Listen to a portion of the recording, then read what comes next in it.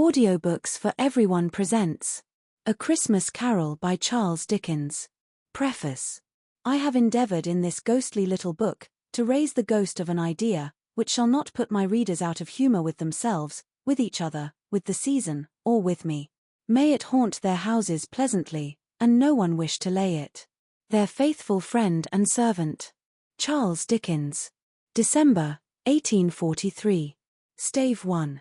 Marley's Ghost. Marley was dead, to begin with. There is no doubt whatever about that. The register of his burial was signed by the clergyman, the clerk, the undertaker, and the chief mourner. Scrooge signed it, and Scrooge's name was good upon change, for anything he chose to put his hand to.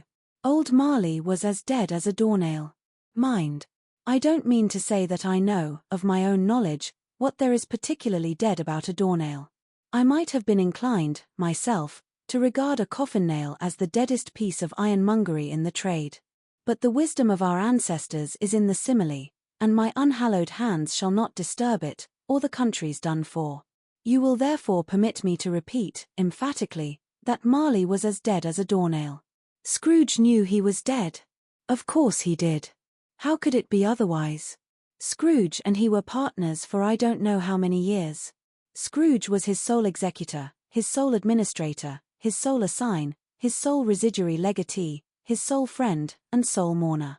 And even Scrooge was not so dreadfully cut up by the sad event, but that he was an excellent man of business on the very day of the funeral, and solemnized it with an undoubted bargain. The mention of Marley's funeral brings me back to the point I started from. There is no doubt that Marley was dead. This must be distinctly understood, or nothing wonderful can come of the story I am going to relate. If we were not perfectly convinced that Hamlet's father died before the play began, there would be nothing more remarkable in his taking a stroll at night, in an easterly wind, upon his own ramparts, than there would be in any other middle-aged gentleman rashly turning out after dark in a breezy spot, say St. Paul's churchyard for instance, literally to astonish his son's weak mind. Scrooge never painted out old Marley's name. There it stood, years afterwards, above the warehouse door, Scrooge and Marley. The firm was known as Scrooge and Marley. Sometimes people new to the business called Scrooge, and sometimes Marley, but he answered to both names. It was all the same to him. Oh, but he was a tight-fisted hand at the grindstone, Scrooge. A squeezing, wrenching, grasping, scraping, clutching, covetous, old sinner, hard and sharp as flint, from which no steel had ever struck out generous fire, secret, and self-contained, and solitary as an oyster. The cold within him froze his old features, nipped his pointed nose, shriveled his cheek, stiffened his gait, made his eyes red, his thin lips blue, and spoke out shrewdly in his grating voice. A frosty rime was on his head, and on his eyebrows, and his wiry chin. He carried his own low temperature always about with him. He iced his office in the dog days, and didn't thaw it 1 degree at Christmas. External heat and cold had little influence on Scrooge. No warmth could warm, no wintry weather chill him. No wind that blew was bitterer than he, no falling snow was more intent upon its purpose, no pelting rain less open to entreaty. Foul weather didn't know where to have him. The heaviest rain, and snow, and hail, and sleet, could boast of the advantage over him in only one respect. They often came down handsomely, and Scrooge never did. Nobody ever stopped him in the street to say, with gladsome looks, "My dear Scrooge, how are you? When will you come to see me?" No beggars implored him to bestow a trifle, no children asked him what it was o'clock, no man or woman ever once in all his life inquired the way to such and such a place, of Scrooge. Even the blind men's dogs appeared to know him, and when they saw him coming on, would tug their owners into doorways and up courts, and then would wag their tails as though they said, "No eye at all is better than an evil eye, dark master." But what did Scrooge care? It was the very thing he liked. To edge his way along the crowded paths of life, warning all human sympathy to keep its distance, was what the knowing ones call nuts to Scrooge. Once upon a time, of all the good days in the year, on Christmas Eve old Scrooge sat busy in his counting-house. It was cold, bleak, biting weather, foggy withal, and he could hear the people in the court outside go wheezing up and down, beating their hands upon their breasts, and stamping their feet upon the pavement stones to warm them. The city clocks had only just gone 3, but it was quite dark already. It had not been light all day, and candles were flaring in the windows of the neighboring offices, like ruddy smears upon the palpable brown air. The fog came pouring in at every chink and keyhole, and was so dense without, that although the court was of the narrowest, the houses opposite were mere phantoms. To see the dingy cloud come drooping down, obscuring everything, one might have thought that nature lived hard by, and was brewing on a large scale. The door of Scrooge's counting-house was open that he might keep his eye upon his clerk, who in a dismal little cell beyond, a sort of tank, was copying letters. Scrooge had a very small fire, but the clerk's fire was so very much smaller that it looked like one coal. But he couldn't replenish it, for Scrooge kept the coal-box in his own room, and so surely as the clerk came in with the shovel, the master predicted that it would be necessary for them to part. Wherefore the clerk put on his white comforter, and tried to warm himself at the candle, in which effort, not being a man of a strong imagination, he failed. "A Merry Christmas, Uncle! God save you!" cried a cheerful voice. It was the voice of Scrooge's nephew, who came upon him so quickly that this was the first intimation he had of his approach. "Bah!" said Scrooge, "humbug!" He had so heated himself with rapid walking in the fog and frost, this nephew of Scrooge's, that he was all in a glow. His face was ruddy and handsome, his eyes sparkled, and his breath smoked again. "Christmas a humbug, Uncle," said Scrooge's nephew. "You don't mean that, I am sure." "I do," said Scrooge. "Merry Christmas. What right have you to be merry? What reason have you to be merry? You're poor enough." "Come, then," returned the nephew gaily. "What right have you to be dismal? What reason have you to be morose? You're rich enough." Scrooge, having no better answer ready on the spur of the moment, said, "Bah!" again, and followed it up with humbug. "Don't be cross, Uncle," said the nephew. "What else can I be," returned the uncle, "when I live in such a world of fools as this? Merry Christmas! Out upon Merry Christmas! What's Christmas time to you but a time for paying bills without money, a time for finding yourself a year older, but not an hour richer, a time for balancing your books and having every item in 'em through a round dozen of months presented dead against you? If I could work my will," said Scrooge indignantly, "every idiot who goes about with Merry Christmas on his lips should be boiled with his own pudding, and buried with a stake of holly through his heart. He should." "Uncle," pleaded the nephew. "Nephew," returned the uncle sternly, "keep Christmas in your own way, and let me keep it in mine." "Keep it," repeated Scrooge's nephew. "But you don't keep it." "Let me leave it alone, then," said Scrooge. "Much good may it do you.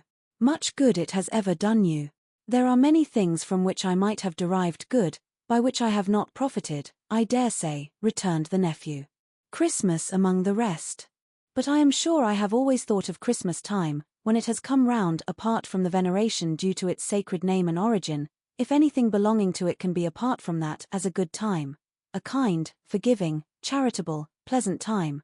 The only time I know of, in the long calendar of the year, when men and women seem by one consent to open their shut-up hearts freely, and to think of people below them as if they really were fellow passengers to the grave, and not another race of creatures bound on other journeys.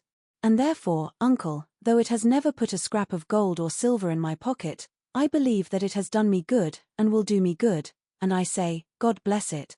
The clerk in the tank involuntarily applauded. Becoming immediately sensible of the impropriety, he poked the fire, and extinguished the last frail spark for ever. "Let me hear another sound from you," said Scrooge, "and you'll keep your Christmas by losing your situation. You're quite a powerful speaker, sir," he added, turning to his nephew. "I wonder you don't go into Parliament. Don't be angry, Uncle. Come. Dine with us tomorrow." Scrooge said that he would see him. Yes, indeed he did. He went the whole length of the expression, and said that he would see him in that extremity first. "But why?" cried Scrooge's nephew. "Why? Why did you get married?" said Scrooge. "Because I fell in love." "Because you fell in love," growled Scrooge, as if that were the only one thing in the world more ridiculous than a Merry Christmas. "Good afternoon." "Nay, Uncle, but you never came to see me before that happened. Why give it as a reason for not coming now?" "Good afternoon," said Scrooge. "I want nothing from you, I ask nothing of you, why cannot we be friends?" "Good afternoon," said Scrooge. "I am sorry, with all my heart, to find you so resolute. We have never had any quarrel, to which I have been a party. But I have made the trial in homage to Christmas, and I'll keep my Christmas humor to the last. So a Merry Christmas, Uncle. Good afternoon, said Scrooge. And a Happy New Year. Good afternoon, said Scrooge. His nephew left the room without an angry word, notwithstanding. He stopped at the outer door to bestow the greetings of the season on the clerk, who, cold as he was warmer than Scrooge, for he returned them cordially. There's another fellow, muttered Scrooge, who overheard him, my clerk, with 15 shillings a week, and a wife and family, talking about a Merry Christmas. I'll retire to Bedlam. This lunatic, in letting Scrooge's nephew out, had let 2 other people in. They were portly gentlemen, pleasant to behold, and now stood, with their hats off, in Scrooge's office. They had books and papers in their hands, and bowed to him. Scrooge and Marley's, I believe, said one of the gentlemen, referring to his list. Have I the pleasure of addressing Mr. Scrooge, or Mr. Marley?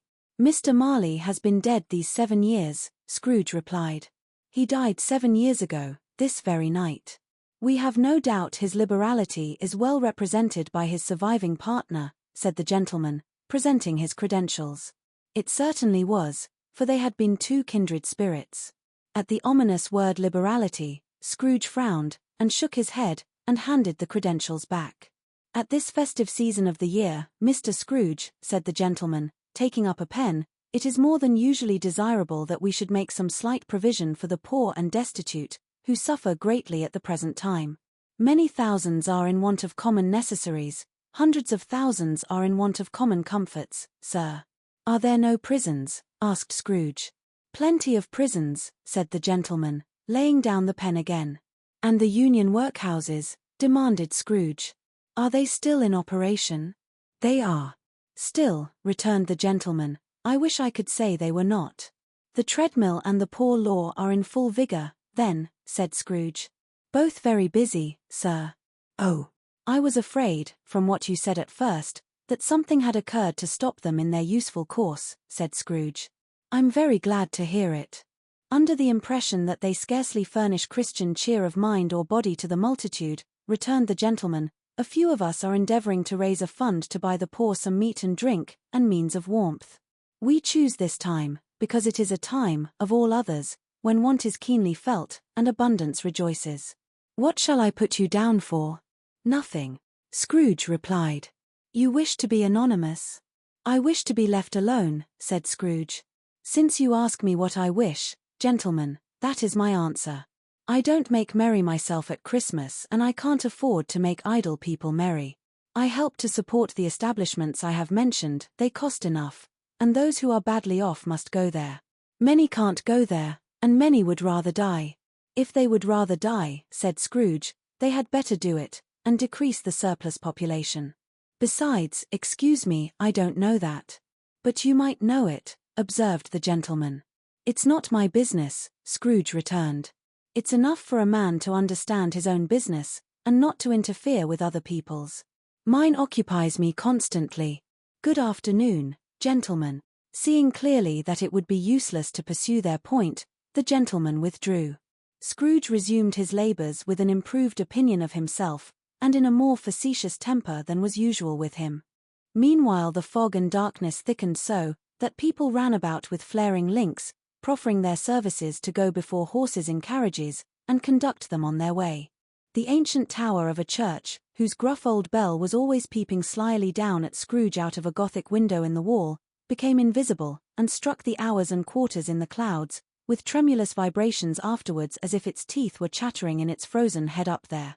The cold became intense. In the main street, at the corner of the court, some labourers were repairing the gas pipes, and had lighted a great fire in a brazier, round which a party of ragged men and boys were gathered, warming their hands and winking their eyes before the blaze in rapture. The water plug being left in solitude, its overflowings sullenly congealed, and turned to misanthropic ice. The brightness of the shops where holly sprigs and berries crackled in the lamp heat of the windows, made pale faces ruddy as they passed. Poulterers' and grocers' trades became a splendid joke, a glorious pageant, with which it was next to impossible to believe that such dull principles as bargain and sale had anything to do.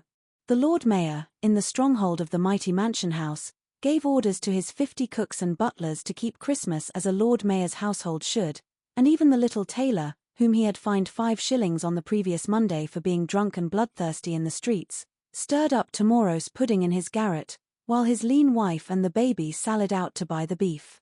Foggier yet, and colder. Piercing, searching, biting cold. If the good St. Dunstan had but nipped the evil spirit's nose with a touch of such weather as that, instead of using his familiar weapons, then indeed he would have roared to lusty purpose. The owner of one scant young nose, gnawed and mumbled by the hungry cold as bones are gnawed by dogs, stooped down at Scrooge's keyhole to regale him with a Christmas carol, but at the first sound of "God bless you, merry gentlemen, may nothing you dismay," Scrooge seized the ruler with such energy of action, that the singer fled in terror, leaving the keyhole to the fog and even more congenial frost. At length the hour of shutting up the counting-house arrived. With an ill-will Scrooge dismounted from his stool, and tacitly admitted the fact to the expectant clerk in the tank, who instantly snuffed his candle out, and put on his hat. "You'll want all day tomorrow, I suppose," said Scrooge. "If quite convenient, sir." "It's not convenient," said Scrooge, "and it's not fair. If I was to stop half-a-crown for it, you'd think yourself ill-used, I'll be bound." The clerk smiled faintly. "And yet," said Scrooge, "you don't think me ill-used, when I pay a day's wages for no work." The clerk observed that it was only once a year. "A poor excuse for picking a man's pocket every 25th of December," said Scrooge, buttoning his greatcoat to the chin. "But I suppose you must have the whole day. Be here all the earlier next morning." The clerk promised that he would, and Scrooge walked out with a growl. The office was closed in a twinkling, and the clerk, with the long ends of his white comforter dangling below his waist, for he boasted no greatcoat, went down a slide on Cornhill, at the end of a lane of boys, 20 times, in honor of its being Christmas Eve, and then ran home to Camden Town as hard as he could pelt, to play at blindman's buff. Scrooge took his melancholy dinner in his usual melancholy tavern, and having read all the newspapers, and beguiled the rest of the evening with his banker's book, went home to bed. He lived in chambers which had once belonged to his deceased partner. They were a gloomy suite of rooms, in a lowering pile of building up a yard, where it had so little business to be, that one could scarcely help fancying it must have run there when it was a young house, playing at hide-and-seek with other houses, and forgotten the way out again. It was old enough now, and dreary enough, for nobody lived in it but Scrooge, the other rooms being all let out as offices. The yard was so dark that even Scrooge, who knew its every stone, was fain to grope with his hands. The fog and frost so hung about the black old gateway of the house, that it seemed as if the genius of the weather sat in mournful meditation on the threshold. Now, it is a fact, that there was nothing at all particular about the knocker on the door, except that it was very large. It is also a fact, that Scrooge had seen it, night and morning, during his whole residence in that place. Also that Scrooge had as little of what is called fancy about him as any man in the City of London, even including, which is a bold word, the corporation, alderman, and livery. Let it also be borne in mind that Scrooge had not bestowed one thought on Marley, since his last mention of his 7 years dead partner that afternoon. And then let any man explain to me, if he can, how it happened that Scrooge, having his key in the lock of the door, saw in the knocker, without its undergoing any intermediate process of change, not a knocker, but Marley's face. Marley's face. It was not an impenetrable shadow as the other objects in the yard were, but had a dismal light about it, like a bad lobster in a dark cellar. It was not angry or ferocious, but looked at Scrooge as Marley used to look, with ghostly spectacles turned up on its ghostly forehead. The hair was curiously stirred, as if by breath or hot air, and, though the eyes were wide open, they were perfectly motionless. That, and its livid color, made it horrible, but its horror seemed to be in spite of the face and beyond its control, rather than a part of its own expression. As Scrooge looked fixedly at this phenomenon, it was a knocker again. To say that he was not startled, or that his blood was not conscious of a terrible sensation to which it had been a stranger from infancy, would be untrue. But he put his hand upon the key he had relinquished, turned it sturdily, walked in, and lighted his candle. He did pause, with a moment's irresolution, before he shut the door, and he did look cautiously behind it first, as if he half expected to be terrified with the sight of Marley's pigtail sticking out into the hall. But there was nothing on the back of the door, except the screws and nuts that held the knocker on, so he said pooh, pooh, and closed it with a bang. The sound resounded through the house like thunder. Every room above, and every cask in the wine merchant's cellars below, appeared to have a separate peal of echoes of its own. Scrooge was not a man to be frightened by echoes. He fastened the door, and walked across the hall, and up the stairs, slowly too, trimming his candle as he went. You may talk vaguely about driving a coach and six up a good old flight of stairs, or through a bad young Act of Parliament, but I mean to say you might have got a hearse up that staircase, and taken it broadwise, with the splinter bar towards the wall and the door towards the balustrades, and done it easy. There was plenty of width for that, and room to spare, which is perhaps the reason why Scrooge thought he saw a locomotive hearse going on before him in the gloom. Half a dozen gas lamps out of the street wouldn't have lighted the entry too well, so you may suppose that it was pretty dark with Scrooge's dip. Up Scrooge went, not caring a button for that. Darkness is cheap, and Scrooge liked it. But before he shut his heavy door, he walked through his rooms to see that all was right. He had just enough recollection of the face to desire to do that. Sitting room, bedroom, lumber room. All as they should be. Nobody under the table, nobody under the sofa, a small fire in the grate, spoon and basin ready, and the little saucepan of gruel, Scrooge had a cold in his head, upon the hob. Nobody under the bed, nobody in the closet, nobody in his dressing gown, which was hanging up in a suspicious attitude against the wall. Lumber room as usual. Old fireguard, old shoes, 2 fish baskets, washing stand on 3 legs, and a poker. Quite satisfied, he closed his door, and locked himself in, double-locked himself in, which was not his custom. Thus secured against surprise, he took off his cravat, put on his dressing gown and slippers, and his nightcap, and sat down before the fire to take his gruel. It was a very low fire indeed, nothing on such a bitter night. He was obliged to sit close to it, and brood over it, before he could extract the least sensation of warmth from such a handful of fuel. The fireplace was an old one, built by some Dutch merchant long ago, and paved all round with quaint Dutch tiles, designed to illustrate the scriptures. There were Cains and Abels, Pharaoh's daughters, queens of Sheba, angelic messengers descending through the air on clouds like featherbeds, Abrahams, Belshazzars, apostles putting off to sea in butterboats, hundreds of figures to attract his thoughts, and yet that face of Marley, 7 years dead, came like the ancient prophet's rod, and swallowed up the whole. If each smooth tile had been a blank at first, with power to shape some picture on its surface from the disjointed fragments of his thoughts, there would have been a copy of old Marley's head on every one. Humbug, said Scrooge, and walked across the room. After several turns, he sat down again. As he threw his head back in the chair, his glance happened to rest upon a bell, a disused bell, that hung in the room, and communicated for some purpose now forgotten with a chamber in the highest story of the building. It was with great astonishment, and with a strange, inexplicable dread, that as he looked, he saw this bell begin to swing. It swung so softly in the outset that it scarcely made a sound, but soon it rang out loudly, and so did every bell in the house. This might have lasted half a minute, or a minute, but it seemed an hour.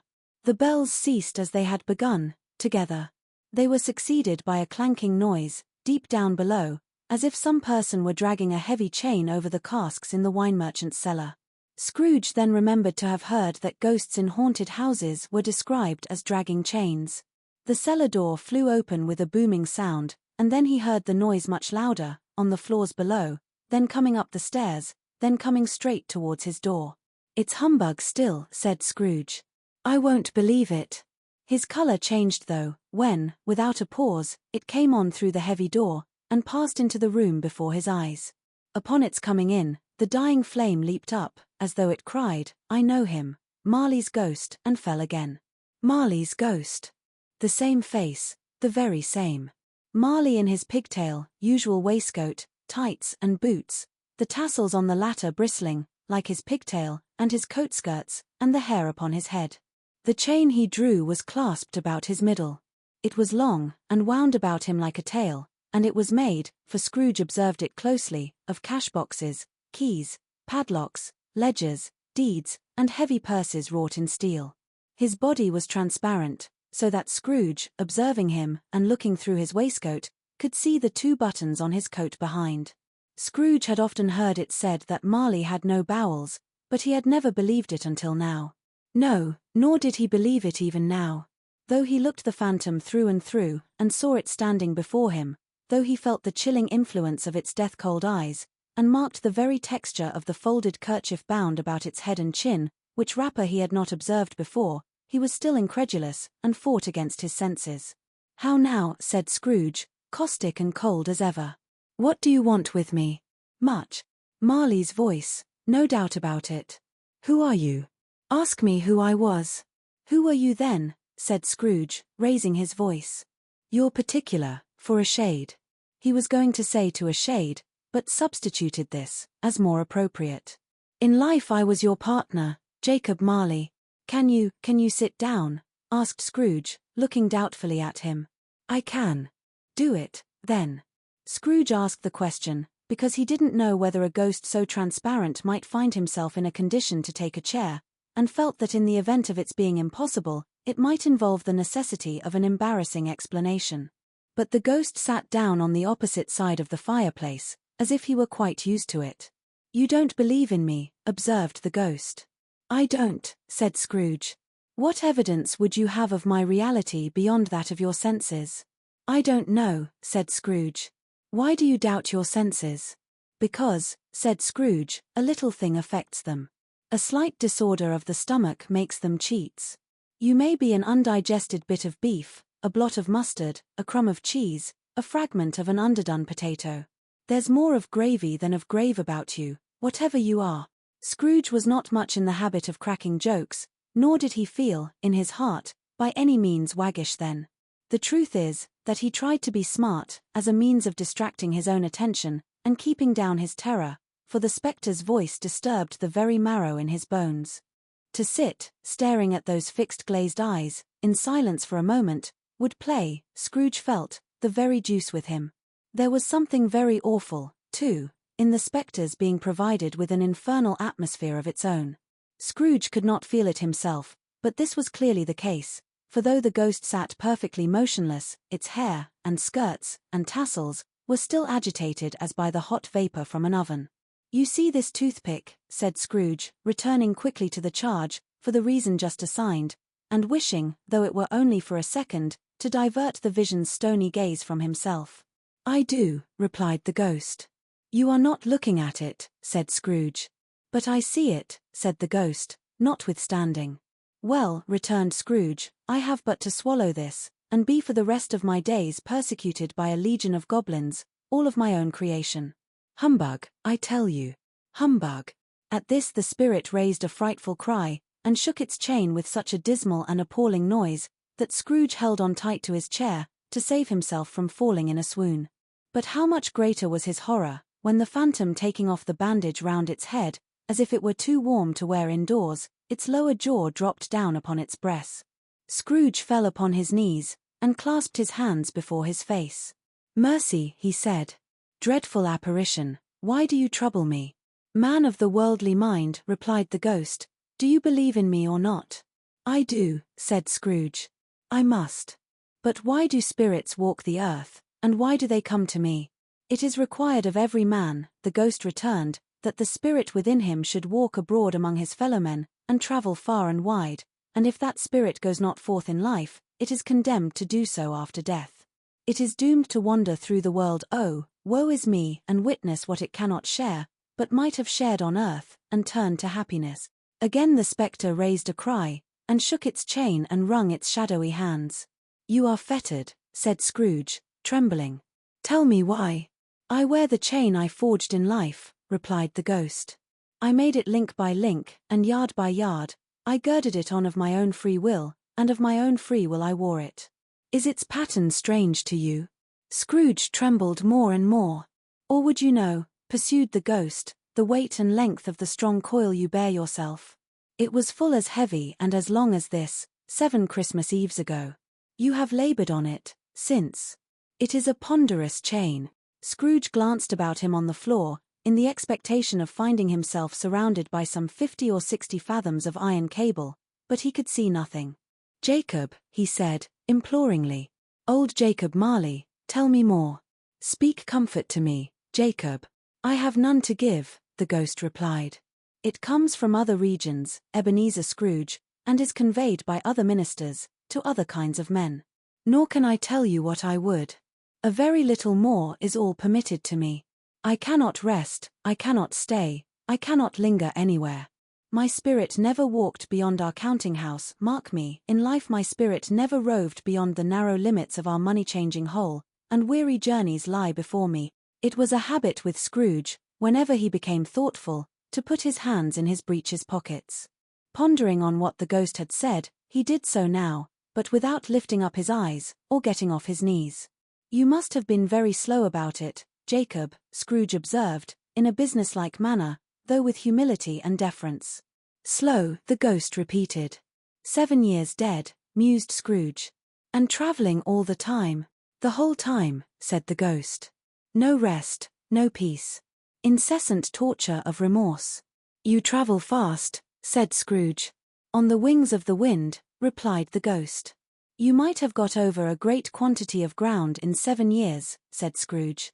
The ghost, on hearing this, set up another cry, and clanked its chain so hideously in the dead silence of the night, that the ward would have been justified in indicting it for a nuisance.